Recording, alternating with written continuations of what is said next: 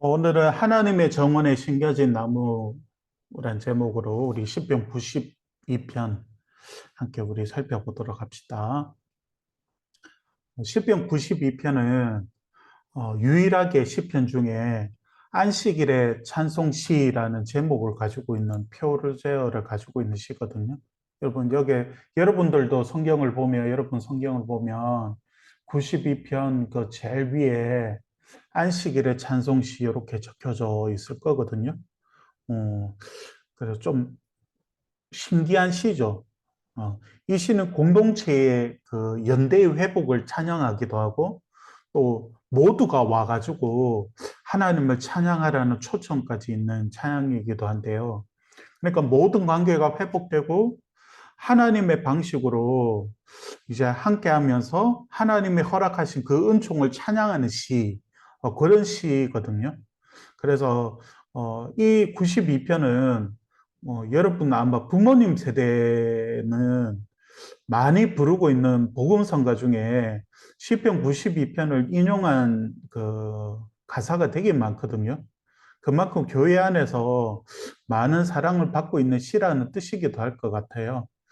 그러면서 여러분 우리 단락을 세 단락으로 나눠보면 오늘은 첫 번째 찬양으로의 부름과 이유들에 대해서 1절에서 5절까지 나오고 그리고 악한 자들에 대한 하나님의 심판과 그리고 기도하는 자의 승리 6절에서 12절까지 11절까지 그리고 하나님의 보호 안에 있는 삶 12절에서 15절까지 이렇게 나와 있는데 이렇게 전체적으로 크게 나누어서 우리 함께 살펴보도록 하겠습니다. 음. 먼저 찬양으로의 부름과 이유들이 1절에서 5절까지 나오는데 먼저 1절부터 3절까지 보면 지존자여 시평금과 비파와 수금으로 여호와께 감사하며 주의 이름을 찬양하고 아침마다 주의 인자하심을 알리며 밤마다 주의 성실하심을 베품이 좋으니이다 이렇게 노래하고 있는데요. 여러분 예레미야서를 우리가 큐티할 때 쉬부 동사만큼 많이 언급되었던 단어가 있었었어요. 여러분 힌트 우리 한국말로 좋은, 선한, 아름다움 이렇게 번역되는 단어가 있었죠. 여러분 기억나는 친구들 아마 있으실 텐데 토부라는 단어였잖아요. 근데 그 단어가 시편 92편 가장 제일 먼저 시작되는 단어예요. 그러니까 하나님의 아름다움을 말하는 이 토부가 가장 먼저 나와 있거든요. 그러니까 여러분 생각해 봐요. 시편 우리가 살펴보지는 않았지만 88편, 89편, 그리고 90편은 내용이 되게 고구마 같았어요. 답답했어요. 하나님 앞에 간구함에도 불구하고 내 상황은 달라지지 않았음에도 불구하고 시편의 마지막은 늘 그래도 하나님을 찬양합니다. 이렇게 끝났었잖아요. 근데 우리가 주일날 살펴봤었던 91편에 와서는 그렇게 너무 답답했던 고구마가 사이다로 변하는 내용이었거든요. 모든 게 이제 역전되어 버렸잖아요. 그리고 하나님의 선하심을 노래하며 시작하는 이 시가 92편이 그 시편 91편 다음에 딱 배치되어 있는 거예요. 아마도 시편을 한 권으로 모았던 이 저자가 의도적으로 아마 이렇게 배치를 했는 것 같아요. 그래서 이 주의 선하심을 높이는 이 시인은 하나님께 감사하고 찬양하는데 그 감사와 찬양의 내용이 뭐냐면 인자하심과 성실하심이라고 노래하고 있거든요. 여러분 우리가 고난이나 고통 속에 있을 때 가장 의심할 수 있는 내용이 뭔지 알아요? 그게 하나님의 인자하심과 성실하심이에요. 우리가 고통 중에 있을 때 인자라는 이 헤세드라는 단어는 어머니의 자궁을 뜻하는 의미하는 어원에서 나온 단어거든요. 보통 뭐 인자, 뭐 하나님의 사랑, 국률 이렇게 번역되기도 하는데 그러니까 어머니 자궁에서 생명이 잉태되고 그것에서 안전하게 사랑을 받으면서 이제 생명이 자라나잖아요. 그런 사랑과 그리고 하나님의 인자하심을 표현한 단어이기도 해요. 그리고 성실하심이라고 하는 이 에모나라고 하는 단어도 확고함, 진리, 믿음 이런 말로 번역되는 단어거든요. 그러니까 우리는 고통 중에 있을 때 하나님이 보이지 않잖아요. 너무 내 상황이 너무 어렵고 고통스럽다 보니까 우리 마음에 어떤 의심이 드느냐면 하나님이 정말 인자하실까? 하나님이 나를 사랑하신데 나를 왜 이렇게 힘들게 하실까? 라는 시험이 들죠. 또 한편에서는 어떤 마음이 들어요? 하나님, 내 삶이 이렇게 힘들어 죽겠는데 하나님은 지금 내 삶을 돌보시고 계시는지, 내 삶을 개입하고 계시는지 하나님 앞에서 이렇게 뭐죠? 시험에 들기도 하죠. 그런데 오늘 시인은 하나님의 인자와 성실하심을 찬양하라 이렇게 말하고 있어요. 여러분, 안식일에 찬송시라는 제목이 붙어져 있잖아요. 안식일은 원래 하나님의 마지막 창조가 안식이었잖아요, 여러분. 창세기 1장, 2장을 보면 6일 동안 창조하신 하나님께서 7일째는 안식하시며 창조를 완성하셨거든요. 그러니까 6일 동안 창조를 하고 마지막 날 그냥 쉬신 것이 아니라 그러니까 안식일을 통하여서 창조를 완성하셨다고 말씀하고 있거든요.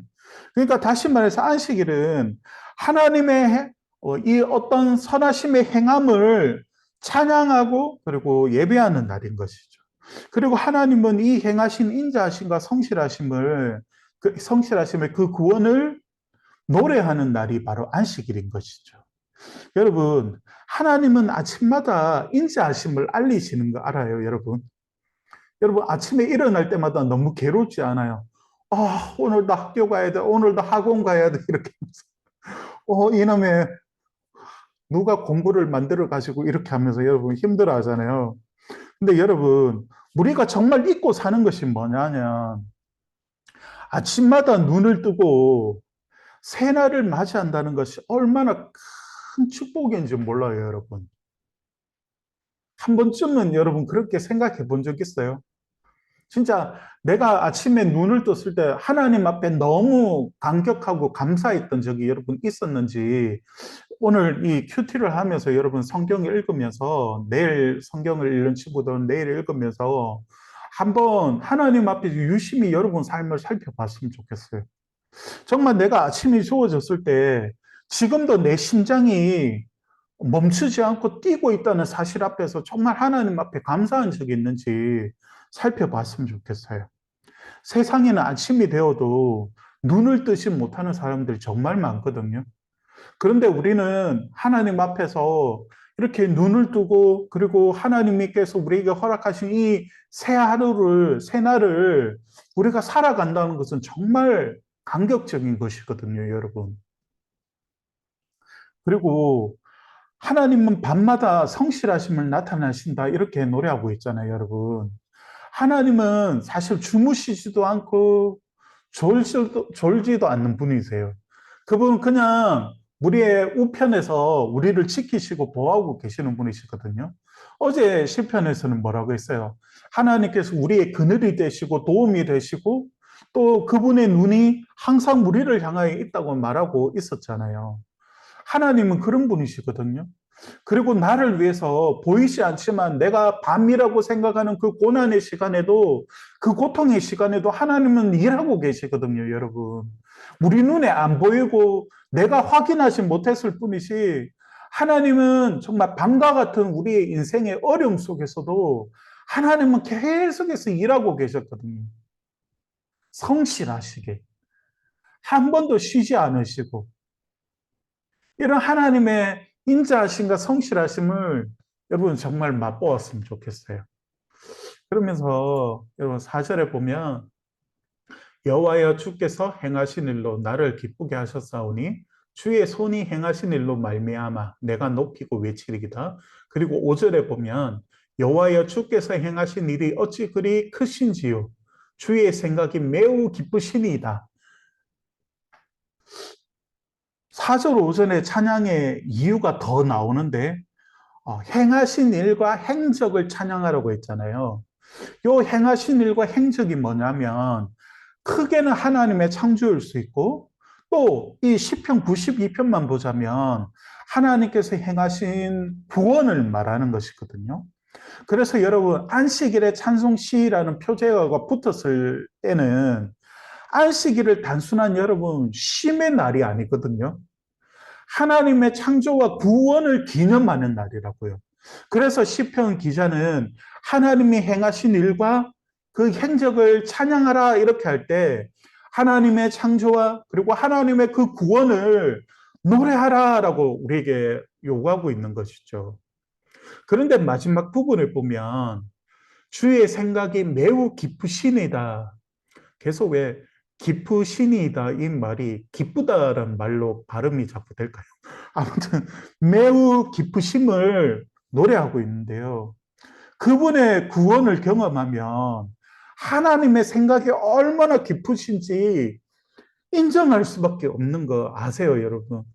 진짜 하나님의 구원을 경험하잖아요. 하나님의 그 구원을 경험하기 전에 우리가 정말 어려움이 있을 때는 너무 고통스럽고 하나님이 어디 계십니까? 이렇게 우리가 부르짖으며 기도하지만 하나님의 때가 되어서 우리가 명확하게 알도록 하나님의 뜻이 이렇게 펼쳐졌을 때, 그때 우리에게 일어나는 일들이 뭐냐면 하나님이 하나님 계획이 이렇게 놀랍구나. 하나님은 내가 생각하지 못한 부분까지도 하나님은 일하고 계셨구나. 라는 것을 깨닫게 되어지면 우리는 이렇게 고백할 수밖에 없어요. 하나님의 생각이 정말 기쁘시다. 내가 생각지 못한 그 부분까지 하나님 다 행하셨구나. 라는 것을 그때 우리는 알게 되는 거죠, 여러분. 그러면서 여러분, 이제 두 번째 단락으로 넘어가는데, 6절부터 11절까지는 악한 자들에 대한 하나님의 심판과 기도자의 승리에 대한 내용이 나오는데, 여러분, 특히 시편 기자가 말하는 어리석음이란 거 있잖아요. 또는 지혜 있잖아요. 요거는 세상을 살아가는 능력이나 그 경험을 통해서 성공으로 이끈다는 그런 메시지가 아니에요. 시편에서 말하고 있는 건 어리석음 이런 것은 하나님을 알지 못하는 거고 시편에서 말하는 그 하나님의 지혜는 하나님을 아는 것을 말하거든요. 다시 말해서 이것은 하나님의 구원과 연결되어 있는 고백들이거든요. 여기서 말하는 어리석은 자는 하나님을 알지 못하는 자, 하나님의 성실하심과 인자하심을 알지 못하는 자들, 하나님의 안목을 믿지 못하여서 하나님을 기다리지 못하는 사람들. 하나님의 안목을 생각이 깊으심을 경험하지 못하고 하나님의 구원을 알지 못하고 그것을 믿지 못하는 사람은 하나님의 일을 기다릴 수가 없죠. 기도할 수가 없죠. 왜냐하면 내가 움직여야 되니까 하나님을 신뢰하지 못하니까. 근데 이 시편의 기자는 하나님의 그 인자심을 경험하고 나서 그 하나님의 생각을 얼마나 깊으신가를 알아서 하나님의 그 일들을 기다리며 기도하는 것이죠, 여러분. 그래서 하나님의 인자하심과 성실하심을 누리지 못하는 자들은 하나님의 구원을 경험할 수가 없어요. 7절을 볼까요? 악인들은 풀같이 자라고 악을 행하는 자들은 다 흥왕할지라도 영원히 멸망하리이다. 여러분, 우리 그리스도인들의 고민이 무엇인가 하면 믿음으로는 하나님을 잘 믿는 사람이라도 꼭 모두가 성공하던 것은 아니더라는 것이죠. 여러분, 믿음을 가지고 있으면 세상에서도 다 잘 되고 다 돈 많이 벌고 다 성공해야 되는 거 아니에요? 근데 그렇지가 않더라는 거예요. 또 여러분, 기도하는 사람이라고 해서 삶의 어려움이나 고민이 없는 것이 아니더라는 거죠. 여러분, 우리가 하나님께 기도하면 만사 형통이고, 우리가 기도하면 어려움도 없고, 고통도 없고, 삶이 술술술술 풀려나가야 되는 거 아니에요? 그런데 그렇지 않더라는 거예요. 그런데 그와 반대로 악을 행하는 자들은 흥황하는 거예요. 그래서 우리 그리스도인들은 여기서 시험에 빠지는 거예요, 여러분. 하나님은 우리의 일상에 잘 되고 안 됨과 상관없이 우리를 하나님의 구원을 이끌고 계시고 또 하나님께서 모든 깊으신 생각 속에서 우리에게 꼭 필요할 때는 하나님께서 우리에게 성공도 주시고 물질도 주시고 건강도 주시고 소위 말하는 세상이 말하는 성공도 주세요. 그런데 이거는 2차적인 거라고요. 정말 중요한 거는 우리가 하나님의 그 인자하심과 성실하심을 알고 있는 하나님의 구원을 경험한 자인가가 정말 중요하거든요. 왜냐하면 그것을 경험하지 못한 악한 자라는 흥왕할지라도 영원히 멸망한대요. 여러분, 지금 내 눈앞에 무엇인가 명확하게 보이지 않고 내 삶의 미래에 대한 소망이 만져지지 않을 때 그때 하나님의 구원을 믿어야 되는 거예요. 밤과 같은 시간에도 하나님께서 성실히 일하심을 믿어야 한다고요. 시편 90편에서 살펴본 것처럼 우리의 삶은 슬픔과 수고뿐이라도 하나님의 구원을 믿으면서 기도해야 돼요. 어떻게 해요? 슬픔과 수고의 연수만큼 하나님의 기쁨으로 채워달라고 기도해야 되는 것이 이게 믿음이에요.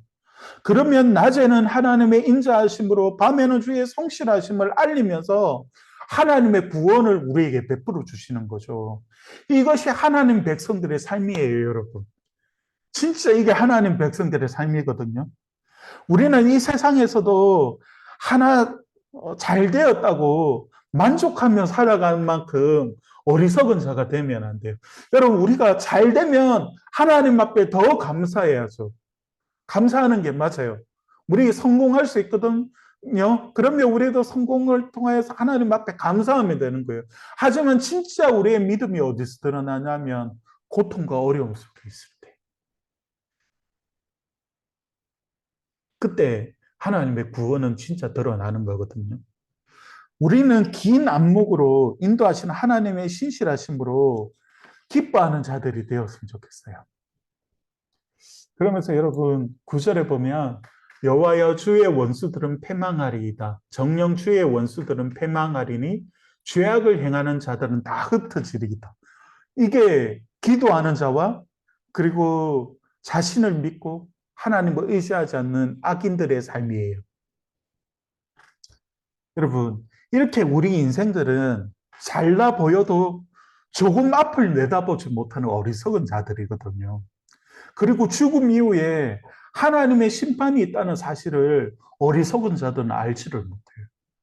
히브리서에 말씀하듯이 한 번 죽는 것은 사람에게 정해져 있고 그 이유는 하나님의 심판이 있다고 말하고 있어요. 하나님의 구원이 없는 자들은 이 영원한 심판을 속에 들어갈 수밖에 없어요. 그래서 우리는 복음이 필요한 거거든요. 그러나 어리석은 자는 이 하나님의 구원과 심판을 무서워하지 않아요. 그러면서 10절에 보면 주께서 내 뿔을 들소의 뿔같이 높이셨으며 내게 신선한 기름을 부으셨나이다. 여러분, 모든 불안과 모든 대적의 공격이 끝나고 찾아온 이 하나님의 평안한 시간이 뭐냐면 그때는 악인들은 망하는 시간이거든요. 하나님은 믿음으로 기도하는 자들에게 뿔을 높이신대요. 여러분, 뿔이 도대체 뭘까요? 우리 머리에 이렇게 뿔이 생기는 걸까요? 도대체 이 뿔이 뭘까요? 시편에 나오고 그리고 구약 성경에 나오는 뿔들은 대부분 권세나 하나님의 승리를 나타내는 상징적인 의미거든요. 진짜 우리 머리에 뿔이 생기는 게 아니에요. 요거는 상징적으로 읽어야 되거든요. 그러니까 하나님의 권세나 승리를 우리에게 그때 주신다는 거예요. 우리가 이 땅을 살면서 많은 폭풍을 만나게 되거든요, 여러분. 여러분도 지금 만나고 있을 수도 있고, 여러분, 우리가 인생을 살아가면서 수많은 폭풍을 정말 만나요, 여러분. 우리 인생이 늘 기쁘고 행복한 일만 있는 건 아니거든요. 우리가 느끼기에 너무 풍랑이는 폭풍과 같은 일들이 너무 많아요. 우리가 만나는 폭풍 앞에서 우리는 하나님의 인자하심과 성실하심을 만나게 된다고 했잖아요. 결국 그 상황 속에서 나의 원수는 패망하고 나에게 영광을 허락하시는 하나님의 은혜만이 드러나게 될 거예요. 그 시간을 통하여서. 그리고 여러분, 기름을 부으신다는 거 있잖아요. 이것은 특별한 사람에게 부어지는 지명과 같은, 부르심과 같은 의미를 가지는 의미거든요. 구약시대에 기름을 붓는다는 것은. 하나님께서 나를 특별하게 지정하시고 지명하셨다는 거예요. 그러니까 그의 삶을 통해서 하나님이 드러나는 삶인 거죠. 여러분 또 기름 부으신다는 말씀을 생각하면 시편 23편이 떠올라야 되거든요. 정말 내 원수가 쳐다보는 곳에서 옆에 왕의 자리 옆에 앉혀서 상을 베푸는 거죠. 밥상. 승리자만 맛볼 수 있는. 그리고 그곳에서 머리에 기름을 붓는 거죠.